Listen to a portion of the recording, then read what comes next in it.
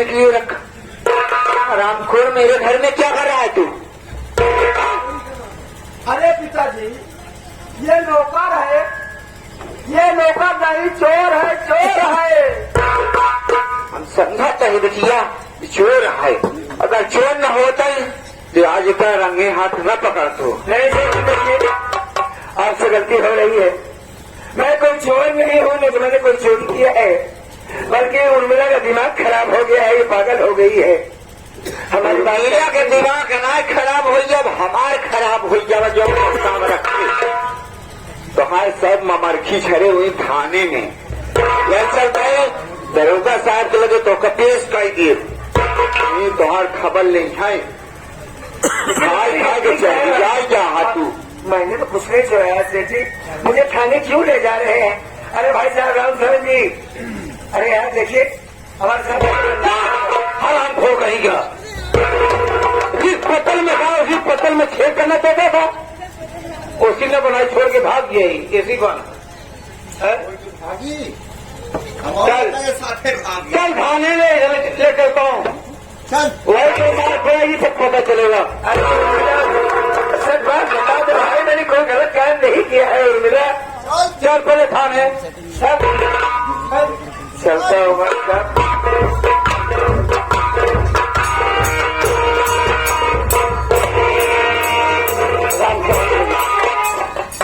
मैं जाने में बहुत गलती कर गई।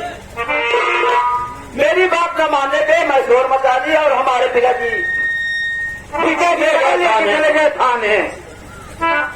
अरे पागल लड़की में जब हमको भेजे चाय के वास्ते तभी मैं जान गया कुछ काम गंदा करेगी लड़की। ऐसा है क्या? तो यहाँ से चली जा श्री फूलचंद जी के पास। अच्छा, मैं विशाल भैया ही है। अच्छा अच्छा, और से पूरी बात कह देना, अगर वो चाहे वो छूट जाएगा। अगर कैसे छोड़ देगी जल्दी जल्दी हो गई यहाँ से। अच्छा, वो कहीं गुस्सा चल गया ना, मैं पूरे समझूंगा। ठीक है भैया, हम जाती है इसी वक्त।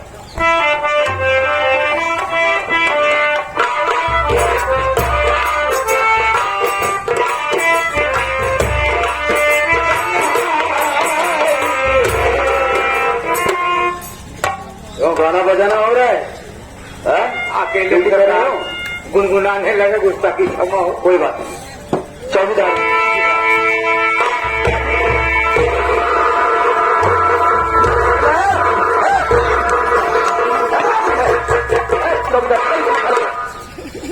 पिछले साहेब ये हमारा लोखड़ी है। क्या मतलब? लोखड़ी है साहब, लोखड़ी है। अबे नौकर बोल रहे हो? हाँ साहब, तुमको हम पटक के मारेंगे। नौकर है तो साहब बड़ी जनी पूछा दिए तो आप कहाँ बोल रही है? साहब ये हमारे घरे में चोरी करत रहा साहब। क्या चोरी? हाँ साहब, रंगे हाथ आप पकड़ी है। ये बड़े आप सामने साहब कब कड़ी से आप समझेंगे जमाने में। यानी कि ये तुम्हारा नौकर है? हाँ हाँ साहब। तुमने इसे अपने यहाँ नौकरी पर रखा था? हाँ।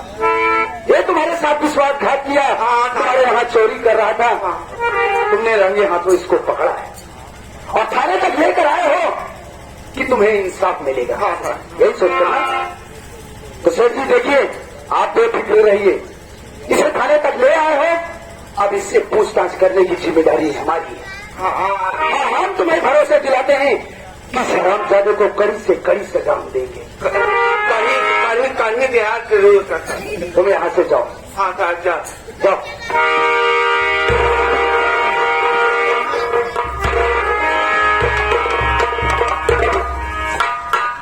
चोरी करता है चौकीदार जी साहब, इससे मैं पूछताछ करता हूँ।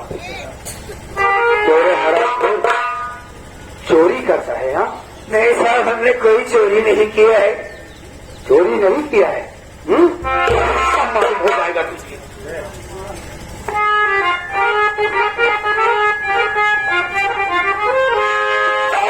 किस लिए तूने चोरी किया से भी की? इसलिए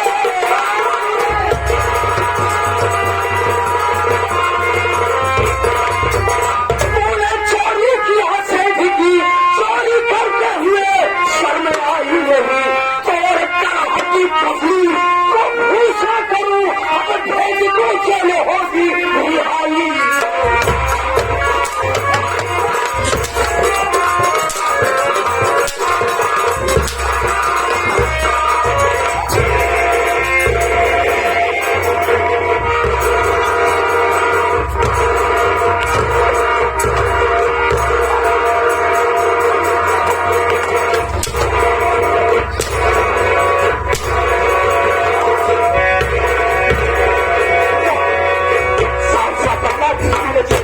किया है और न समझ मारते मारते हड्डी पसली एक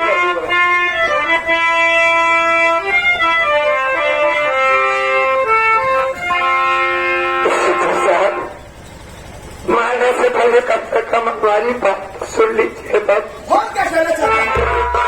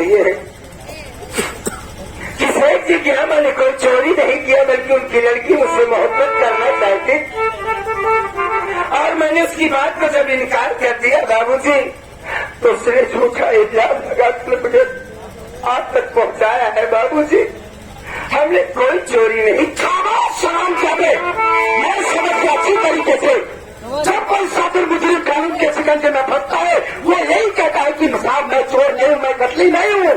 हराम जादे तू मुझे कानून बताएगा बे कि मैं पुलिस हूँ नहीं मुझको एक तरह से मैं पुलिस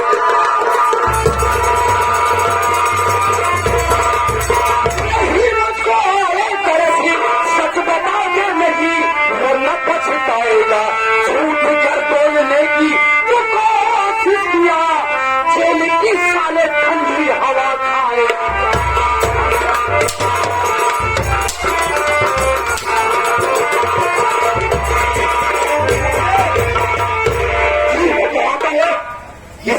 पीछे पीछे बोलिया तेरा भेजा मैं उतार दूं लेकिन मेरे हाथ कानून से बंधे हुए हैं। साफ साफ पता इसलिए किया तूने चोरी। मैं तो कहना चाहता हूँ साहब क्या आपका सवाल का जवाब मेरे पास नहीं। मैं साहब ने जो भी एक बार कहा कि छह गोलियां मेरे भेजे में उतार देंगे बाबूजी। बड़ा एहसान होगा इंस्पेक्टर साहब। मैं ऐसे भी जीना नहीं चाहता। आप हमें गोली मार दीजिए साहब। मैं जीना नहीं चाहता हूँ। आपका बहुत परेशान होगा। हम दोनों से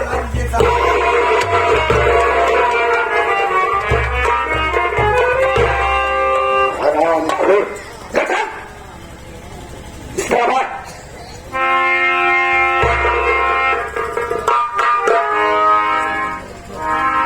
चौकीदार इतने दिनों की ड्यूटी पीरियड में मैंने न जाने कितने मुजरिमों से उनका जुर्म को भिड़वा लिया लेकिन ये पहला ऐसा शख्स है कि जिसको इतना टॉर्चर करने के बावजूद भी ये ना छोड़कर हाँ नहीं कर रहा है। तो हमें ये एहसास हो रहा है कि हमसे किसी न किसी एंगल से गलती हो रही है। इसके हाव भाव से इसकी बातों से मुझे ये एहसास हो रहा है यार और मुझे ये नहीं लगता है कि ये चोर ना साहब। हमको भी ऐसे मालूम होता है कि चोर नहीं है। तो क्या एक बात कहूँ साहब बोलो। आप नाराज मत होइएगा। नहीं बोलो बोलो। साहब कहने का मकसद है एक बार इसको आप छोड़ दें बुझाकर छोड़ दे कि देख तेरे सामने बहुत जिंदगी पड़ी है, चोरी करना अच्छी बात नहीं है, समझा बुझाकर इसके आप जाने दीजिए साहब। एक बार सुधरने का मौका उसको आप जरूर दे दें। ठीक कहते हो चौकीदार। अरे जरा सबसे पहले ये बता कि तेरा नाम क्या है, तेरे परिवार में और कौन कौन है, कहाँ का रहने वाला है? देखिए साहब, मैं अपनी पिछली जिंदगी भूल चुका हूँ सरकार, कहाँ का रहने वाला हूँ, परिवार में कौन है, ये आपका तुमसे तो ज्यादा बेहतर होगा। बस इतना जानिए कि मेरा नाम सुरेश कुमार है साहब, और मैं कुछ नहीं जानता अपने बारे में। हाँ, सुरेश कुमार, देखो हमने तुम्हें इतना टॉर्चर किया, इतना टॉर्चर करने के बावजूद भी तुमने ना छोड़ हार नहीं किया, तो हमें एहसास हुआ तुम्हारे हाव भाव से, तुम्हारी बातों से कि तुम चोर नहीं हो। इसलिए हम तुम्हारे ऊपर तरस खा कर इसी वक्त यहां से रिहा कर रहे हैं। और मेहनत मजदूरी करके अपना पेट पालो, इस दुनिया में इज्जत भरी जिंदगी जियो, और दोबारा कोई ऐसा काम मत करना जिसकी वजह से तुम्हें थाने तक आना पड़े। यहाँ से मैं नहीं जाऊंगा, अगर मैं यहाँ से जाऊंगा तो लोग मुझे चोर चोर कहकर मुझे मार डालेंगे।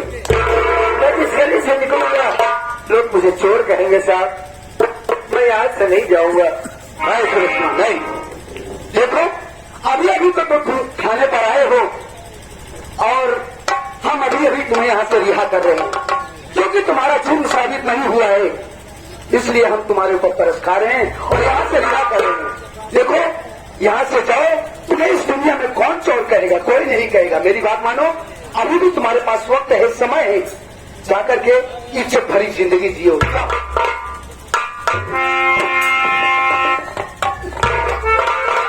कितने समझदार हैं इंस्पेक्टर बाबू, ये समझ गए कि हमने कोई गलती नहीं की, हमें छोड़ रहे हैं। लेकिन क्या बताऊं दोस्तों, जब हमने इंस्पेक्टर साहब को देखा है तो सीने में आग लग गई है। ऐसा लगता है कि जैसे मेरा छोटा भाई मेरे सामने आकर बैठा है, उसी के जैसे चेहरा। लेकिन हम गरीबों की किस्मत में पुलिस की नौकरी कहा, और एक शक्ल के तो बहुत लोग हुआ करते हैं, हमारी आंखें धोखा खा रही है। लेकिन बार बार दिल कहता है कि एक बार से पूछो कि कौन। नहीं, तो मेरा मुन्ना नहीं कर सकता है।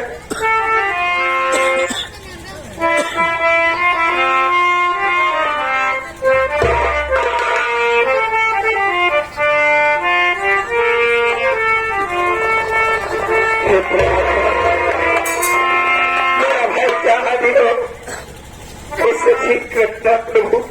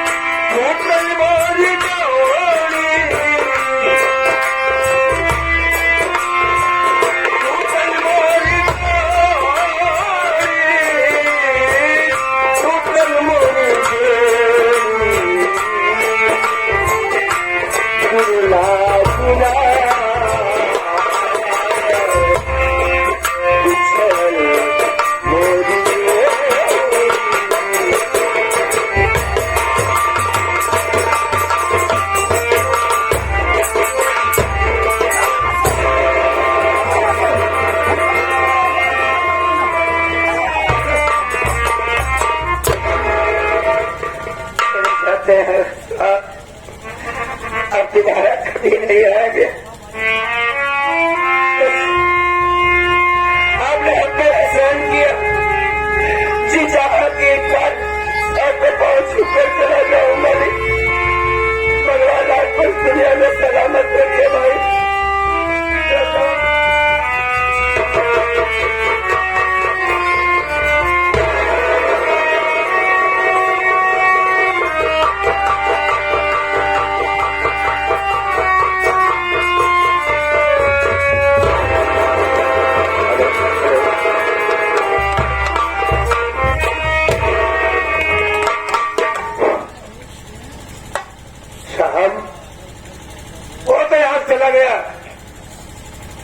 लेकिन उसके जाते ही आप गमगीन हो गए, चेहरे से रौनक खत्म हो गई। अब मैं क्या देख रहा हूं? आपके आंखों से आंसू।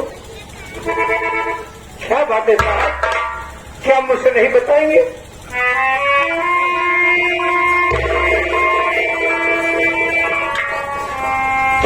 चौकीदार, इस इंसान ने अपना नाम सुरेश कुमार बदलाकर मेरे दिल में एक अजीब सी हलचल पैदा कर दिया।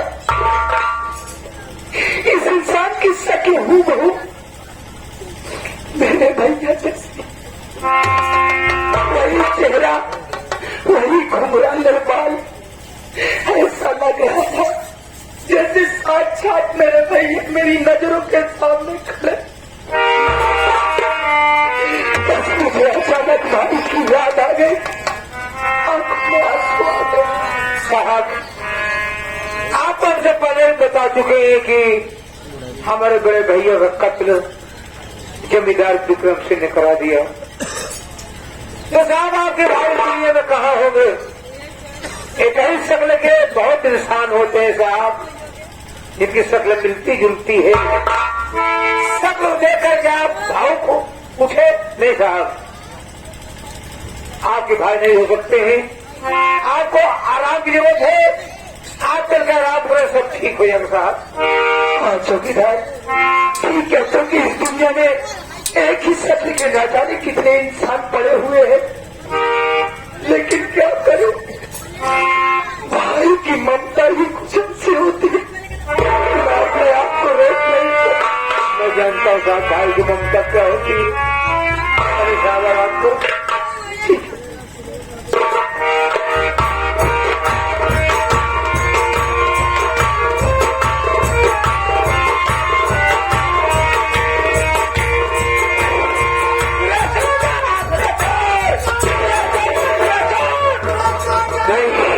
मैं कोई चोर नहीं हूँ। ये आवाज कहाँ से आ रही है? सुरेश चोर?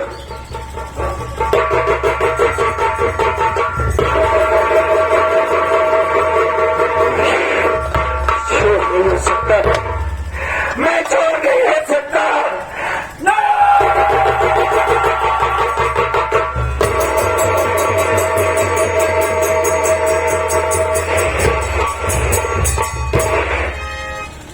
बेटा सुरेश कुमार उठ गया बेटा।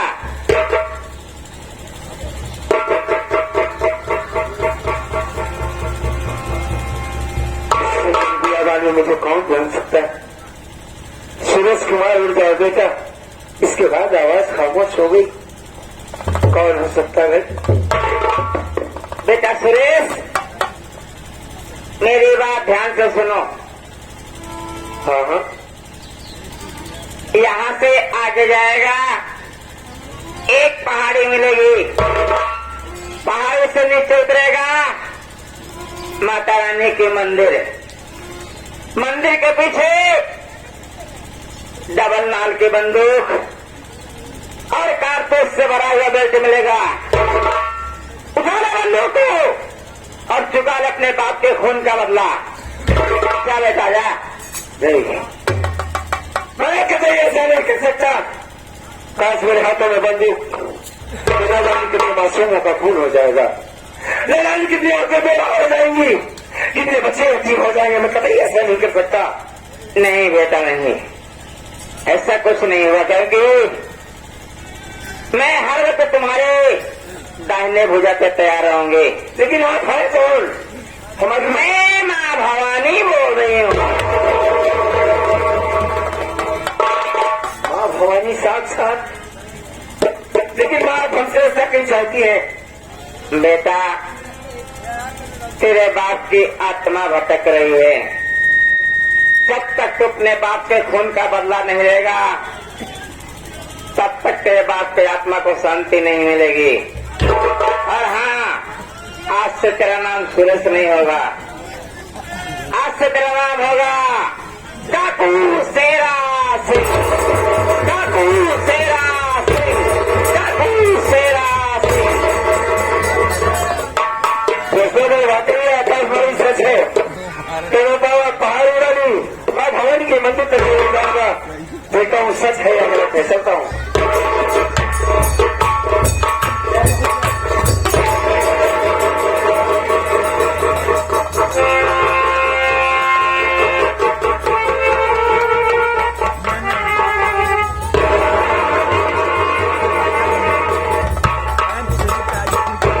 तो वाकई चमत्कार हो गया। बात से भरा हुआ बेल और 2 नाल की बंदूक। इसका मतलब माँ भवानी ये आकाश बड़ी सच।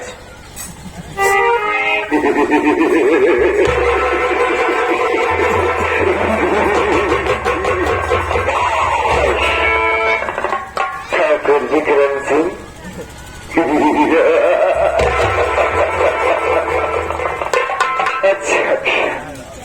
अच्छा किया विक्रम सिंह, तूने हिदायत बढ़ा दिया और तेरे ही कारनामों ने आज हमें कटौत बना दिया। माँ कसम खेल में तो मजा आ पाएगा। ठाकुर, बहुत जल्द हम तुमसे मिलने वाले। तेरी हवेली से तेरी ऊंची है, अगर उतनी नीचे रखेंगे तो हमारे माइक का दूध आराम आ जाओगे। मन का समय उसका अगला जन्म हुआ है ठाकुर सोना का। तेरी मुलाकात इस सेवा सिंह से होगी। ठाकुर विक्रम सिंह तेरी जिंदगी का आखिरी दिन होगा। अमान है साले। ठीक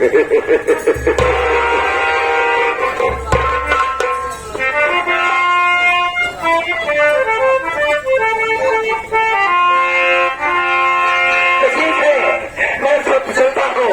माँ भवानी की जय।